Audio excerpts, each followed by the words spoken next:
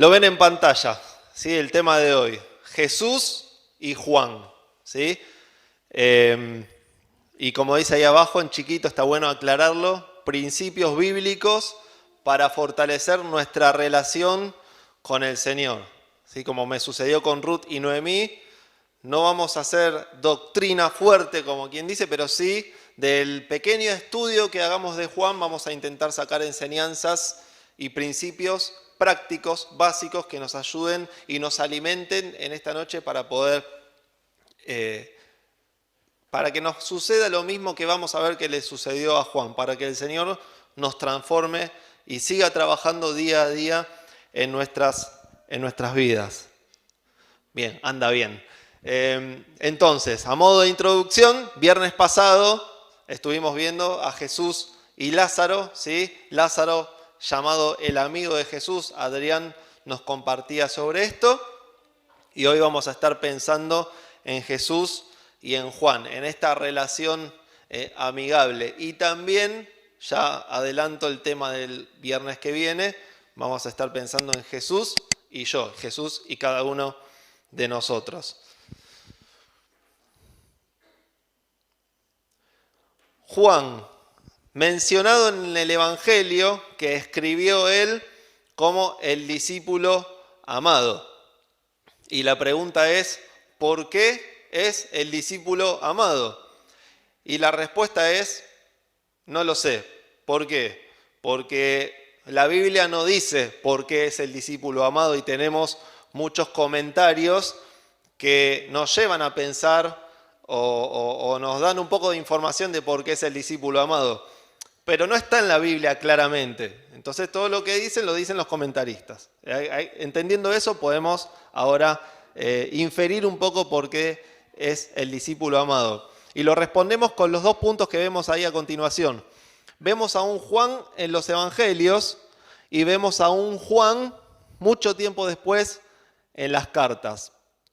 Entonces, cuando yo leo que Juan se autorreferencia como el discípulo a quien Jesús amaba, uno podría pensar que es el Juan que le dijo al Señor en los evangelios: queremos estar sentados al lado tuyo, y que todos se enojaron y que al final es un soberbio Juan. ¿Qué pasa con Juan? Bueno, Juan escribe esto en su vejez, cuando es más grande, después de tener una trayectoria caminando con el Señor. Entonces y voy a este punto, cuando leemos que Juan se autorreferencia como el discípulo amado, Juan está autorreferenciándose de esa manera porque está como diciendo, como dice una canción, ¿cuánto me has amado a pesar de mí? ¿Sí? Recién Martín leía que aunque nosotros somos infieles, Él permanece fiel. Bueno, Juan fue testigo de esto. Y Juan escribe su evangelio, ¿sí? Repito, no lo dice la Biblia, estamos sacando conclusiones en base a los que dijeron los estudiosos en los libros. Podemos decir que Juan está escribiendo el evangelio y dice el discípulo a quien Jesús amaba, el discípulo amado, porque después de todo su recorrido dice, evidentemente, mirá lo que soy, el Señor me ama, ¿no? Por eso él no se menciona a sí mismo como Juan, sino como el discípulo amado. Y lo decimos justamente porque vamos a ver en este pequeño estudio el periodo de transformación que vivió Juan, ¿sí? Por eso esto que decíamos de que vemos a un Juan en los evangelios y a un Juan en las cartas. En los evangelios, y lo vamos a ver ahora, tenía y demostraba una personalidad, Juan.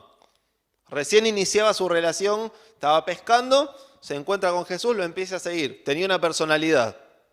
Pasa el tiempo y lo vemos a Juan escribir las cartas con otra personalidad. Y la pregunta es, ¿qué pasó en el medio? Y la respuesta es Jesucristo. ¿Sí?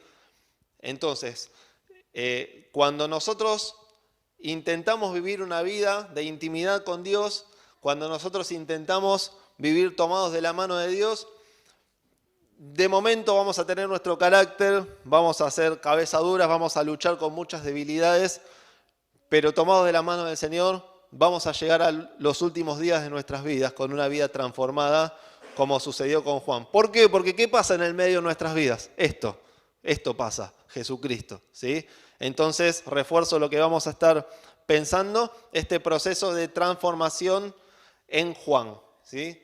A partir de que camina con el Señor. ¿Cuáles son los ejes que vamos a desarrollar y brevemente? En primer lugar, ¿cómo era Juan al principio de su relación con Jesús? En segundo lugar, ¿qué experiencias compartió Juan en su relación con Jesús?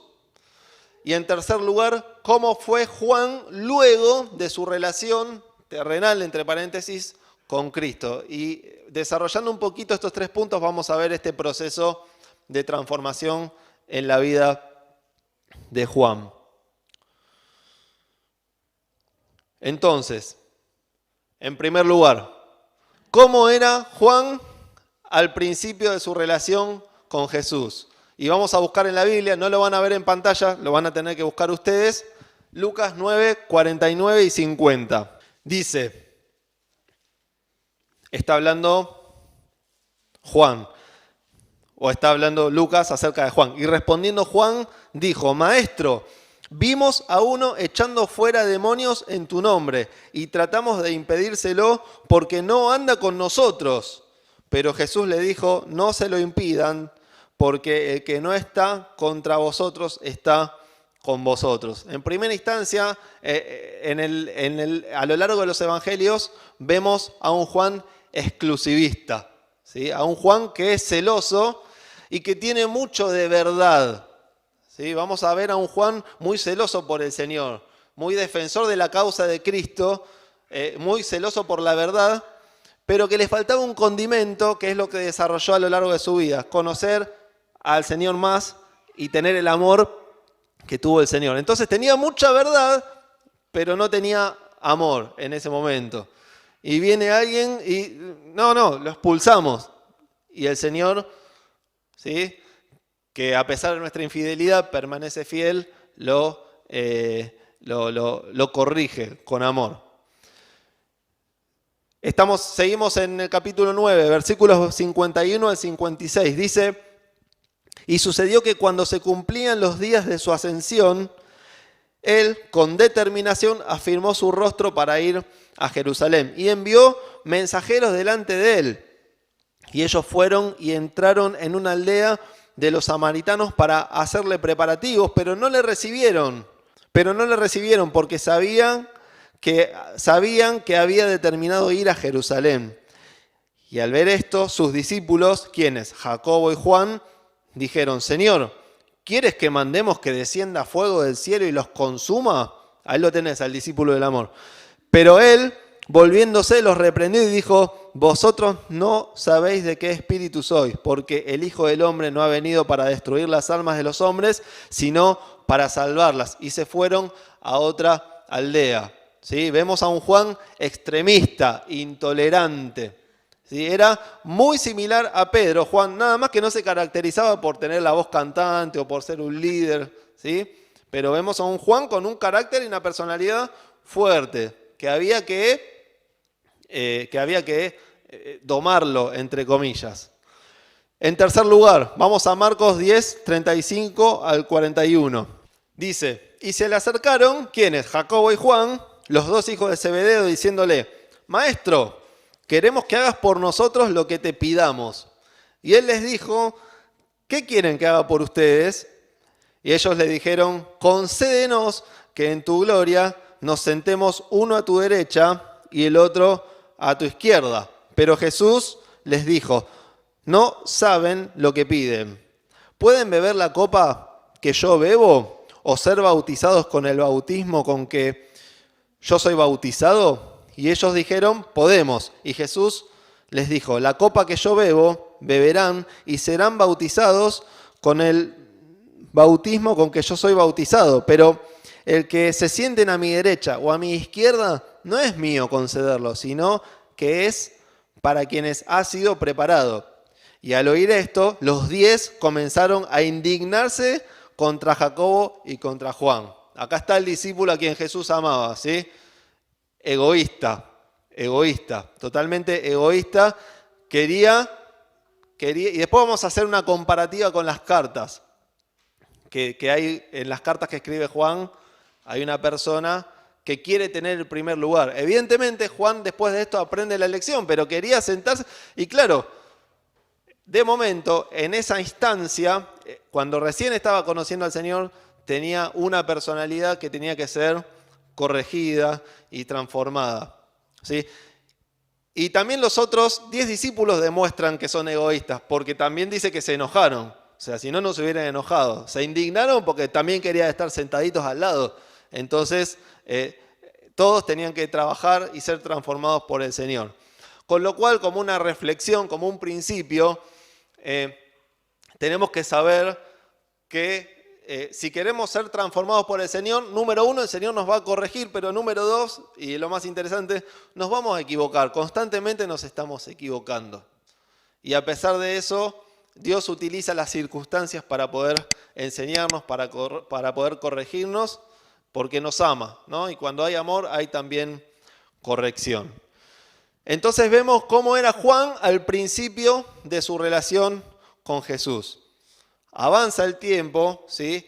y empiezan a compartir experiencias y nos vamos a nuestro segundo punto. Las experiencias que Juan compartió en su relación con Jesús, estando particularmente dentro de este círculo íntimo, ¿sí? Que eran Pedro, Juan y Jacobo. Por lo general, cuando Jesús iba solo con ellos. Marcos 1, 29 al 32. Dice, inmediatamente, después de haber salido de la sinagoga, fueron a casa de Simón y Andrés con Jacobo y Juan. Y la suegra de Simón yacía enferma con fiebre y enseguida le hablaron de ella. Y Jesús se le acercó y tomándola de la mano, la levantó y la fiebre la dejó y ella les servía. A la caída de la tarde, después de la puesta del sol, le trajeron todos los que estaban enfermos y los endemoniados, ¿sí? Vemos acá uno de los tantos milagros del Señor, ¿sí? ¿Cuál? ¿Que le sacó la fiebre? No, que sanó una suegra. No, era un chiste. Vemos cómo el Señor empieza a hacer milagros y cosas de las cuales eran testigos pocas personas, de pocos de sus discípulos. Entre ellos estaba Juan, ¿no? Y uno ve el relato, trata de aislarse un poco y imaginarse el hecho de Jesús solamente con el círculo íntimo, y algo le significó a Pedro, algo le significó a Jacobo, algo le significó a Juan. Por este relato podemos deducir que también estaba Andrés. Siguiente ejemplo, Marcos 5, 35 al 42. Dice, mientras estaba todavía hablando, vinieron de casa del oficial de la sinagoga diciendo, tu hija ha muerto, ¿para qué molestas aún al maestro? Un líder de la sinagoga fue a buscar a Jesús para pedirle que sane, ¿sí?, a su hija.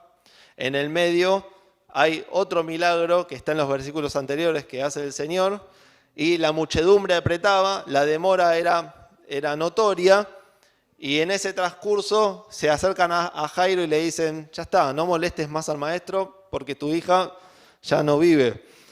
Entonces, ahí es como llegamos a este versículo 35. Mientras estaba todavía hablando, vinieron de casa del oficial de la sinagoga diciendo, tu hija ha muerto, ¿para qué molestas aún al maestro? Pero Jesús, oyendo lo que se hablaba, dijo al oficial de la sinagoga, no temas, cree solamente. Y no permitió que nadie fuera con él, sino solo Pedro, Jacobo y ¿quién más? Y Juan, el hermano de Jacobo. Fueron a la casa del oficial de la sinagoga y Jesús vio el alboroto y a los que lloraban y se lamentaban mucho. Y entrando les dijo, ¿por qué hacéis alboroto y lloráis? La niña no ha muerto, sino que está dormida. Y se burlaban de él, pero él, echando fuera a todos, tomó consigo al padre y a la madre de la niña y a los que estaban con él, y entró donde estaba la niña. ¿Sí? O sea, entran a la habitación la madre, el padre y los que estaban con él. O sea, Pedro, Jacobo y Juan. Y tomando a la niña por la mano, le dijo, Talita Cumi, que traducido es, niña, a ti te digo, levántate, y al instante la niña se levantó y comenzó a caminar, pues tenía 12 años, y al momento se quedaron completamente atónitos. Otra experiencia de la cual Juan es un testigo fiel y un testigo de lo que estaba sucediendo. Cosas que pudo retener él, que quizás se la contaron a los demás discípulos, pero él, junto con Pedro y junto con Jacobo, los pudieron ver y lo pudieron experimentar. Eso, sin lugar a dudas, algo produjo en la vida de Juan. Quizás no en ese momento, quizás sí, pero sin lugar a dudas, Dios estaba obrando una transformación y el Señor estaba obrando una transformación en Juan. Último ejemplo, muy conocido, la transfiguración, Mateo 17, del 1 al 6. Dice: 6 días después, Jesús tomó consigo a Pedro, a Jacobo y a quién más, y a Juan, su hermano, y los llevó aparte a un monte alto. Y se transfiguró delante de ellos, y su rostro resplandeció como el sol, y sus vestiduras se volvieron blancas como la luz. Y he aquí se les aparecieron Moisés y Elías hablando con él. Entonces Pedro, tomando la palabra, dijo a Jesús: Señor, bueno es estarnos aquí. Si quieres, haré aquí 3 enramadas, una para ti, otra para Moisés y otra para Elías. Y mientras estaba aún hablando, he aquí una nube luminosa los cubrió y una voz salió de la nube. O sea, entre paréntesis, Pedro estaba interrumpiendo algo sumamente sobrenatural y lo cubre una luz y se escucha una voz del cielo, como que subliminalmente es: Pedro, no hables. Y hay momentos para hablar y momentos para no hablar, y acá Pedro es silenciado por la voz de lo alto, esta voz de la nube que salió diciendo: este es mi Hijo amado, en quien me he complacido. A él oíd. Cuando los discípulos oyeron esto, cayeron sobre sus rostros y tuvieron gran temor. Entonces vemos a Juan, no sé si lo llegan a leer, vemos a Juan pasando tiempo de intimidad con Jesús. Cuando esto sucede, no somos iguales, sino que nuestras vidas cambian. La vida de Juan, seguramente de Pedro, lo vemos en la Biblia, seguramente de Jacobo también lo vemos en la Biblia, pero hoy lo que nos convoca es hablar de la relación amigable entre Jesús y Juan.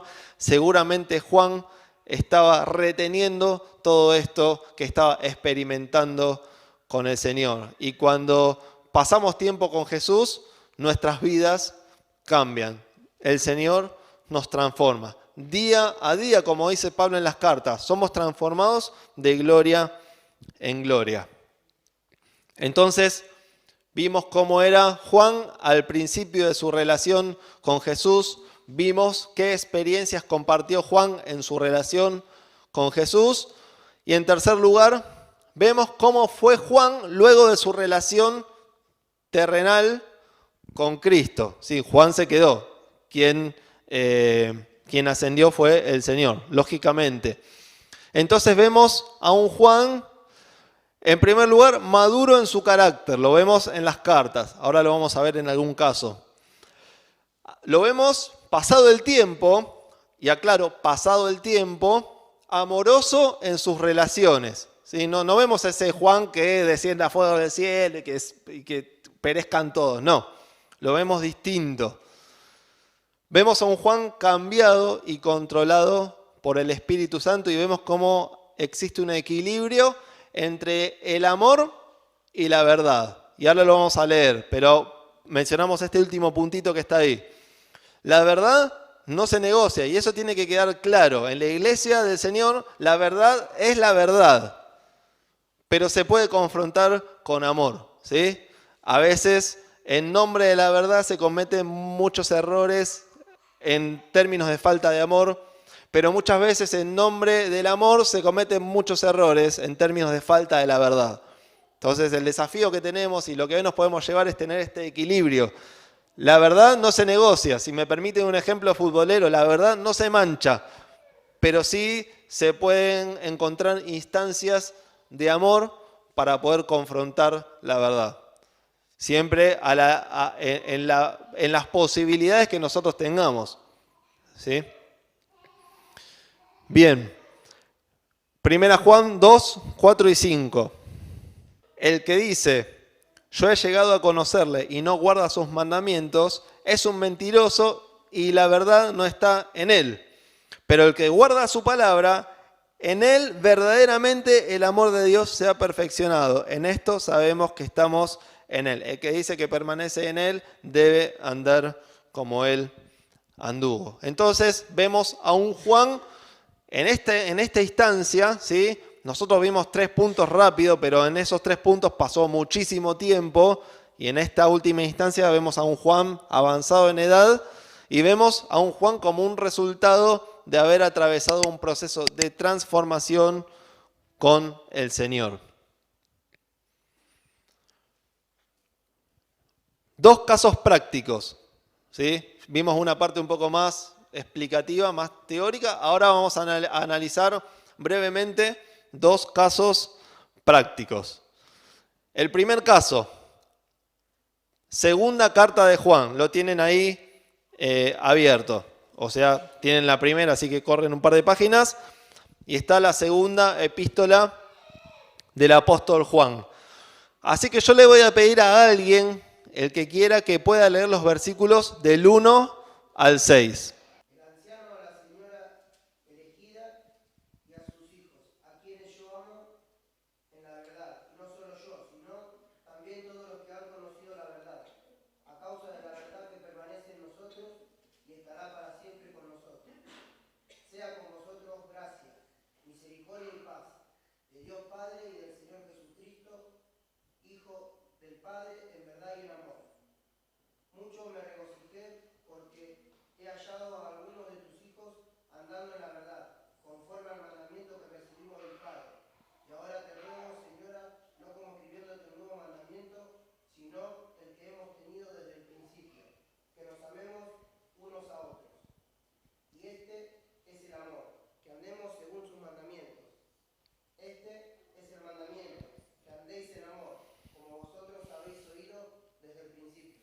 Bien, gracias Martín. Entonces los primeros versículos vemos un primer componente, un primer ingrediente, fundamentalmente el amor. Habla de la verdad también, pero fundamentalmente rescatamos el amor, ¿sí? Este discípulo que vimos, que era egoísta, que era intolerante, si que era un exclusivista, vemos cómo en una vida ya madura le habla a la señora elegida, le habla a una iglesia, podemos decir, y los lleva a que tengan amor, ¿sí? Pero también hay otro componente, que es el de la verdad. Y ahí entran en juego los versículos 7 al 11, que le agradezco a alguien si los lee.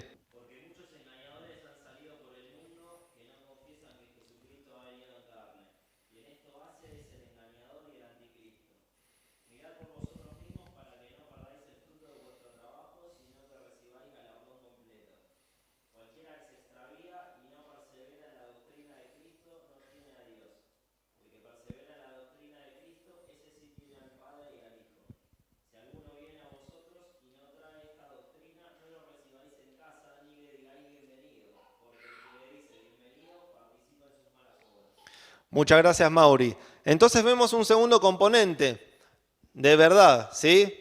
No pretende que caiga fuego del cielo, pero tampoco es tan cálido, ¿no? Como dice en Gálatas Pablo, si alguno predica otro evangelio, es lo indeseable, el anatema es el anatema. Entonces, pero fíjense también que sobre todo el versículo 8, Juan se dirige a la iglesia, ¿no?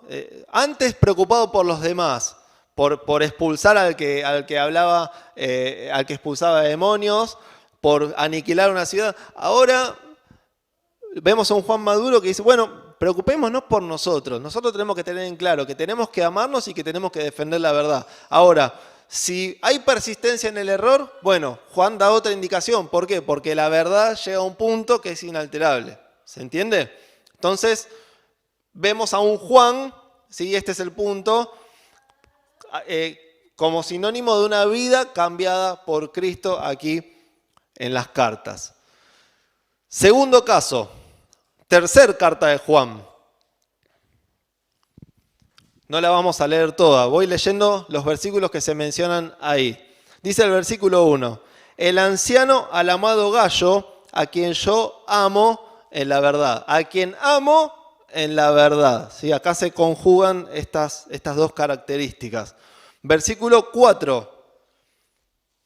No tengo mayor gozo que este, oír que mis hijos andan en la verdad. Algo similar mencionaba en la carta anterior, ¿sí? Está siempre la referencia a la verdad. Y no puede haber mayor alegría en la iglesia que la iglesia ande en la verdad. Y me han oído decir varias veces, podemos ser una iglesia de muchos miembros, podemos ser una iglesia de pocos miembros, podemos ser muchas familias, podemos ser pocas familias. Hay actividades a las que no podemos venir, hay actividades a las que venimos siempre.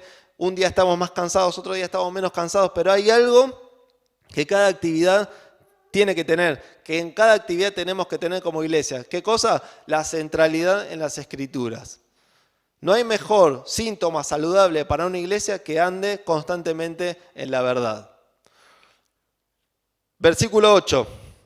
Por tanto, debemos acoger a tales hombres para que seamos colaboradores en pro de la verdad. Habla del amor que hay que tener hacia aquellos que enseñan la verdad.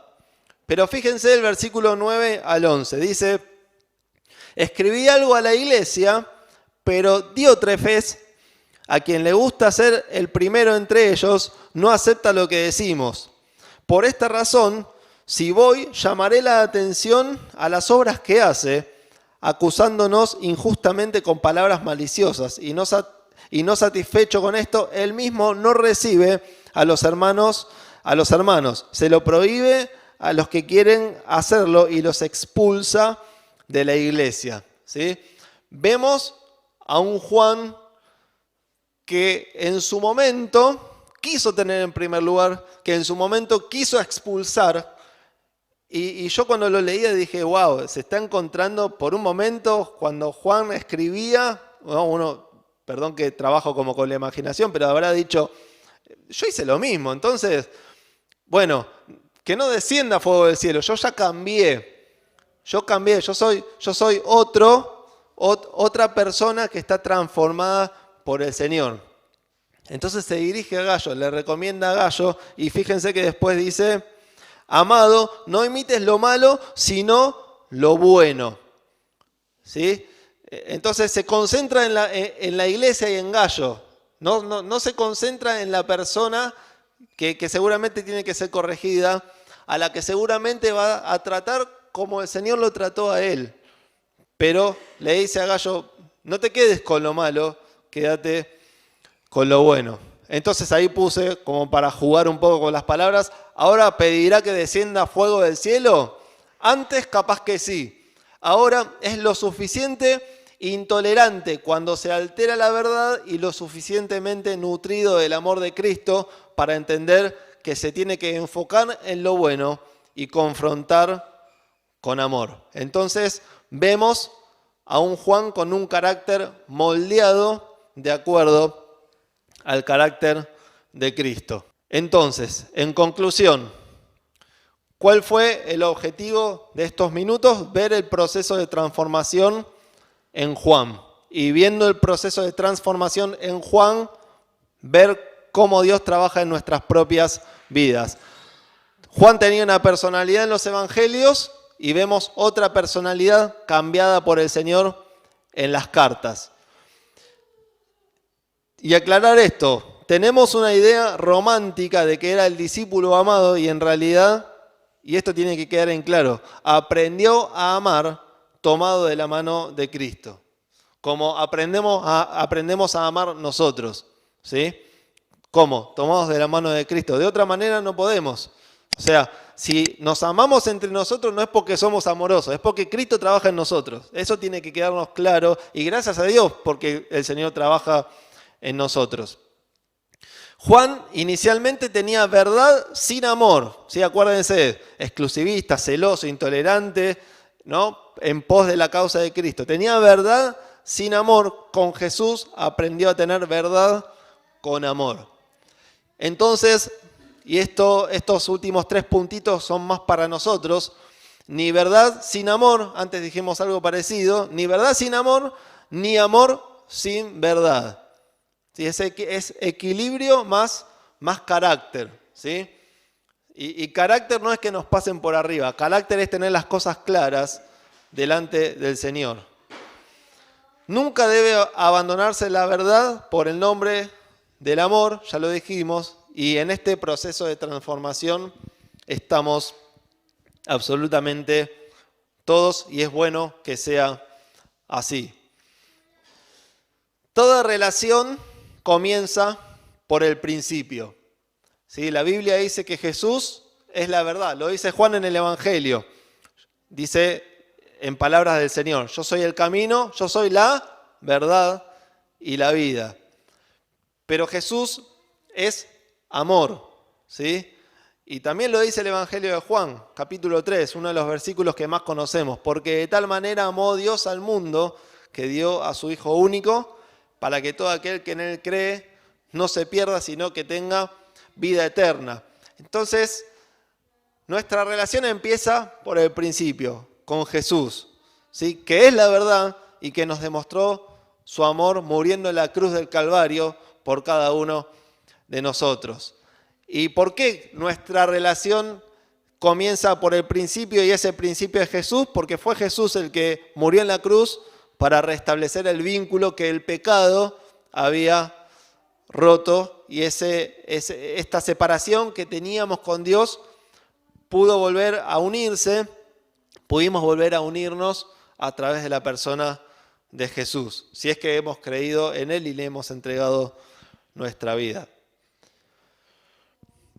Entonces, si hablamos de relaciones amigables, vimos a Jesús y a Lázaro, vimos hoy a Jesús y a Juan. Muy brevemente, yo ni siquiera me animo a decir que fue un estudio profundo, pero sí ver algunos aspectos esenciales y elementales para entender la relación entre el Señor Jesús y Juan.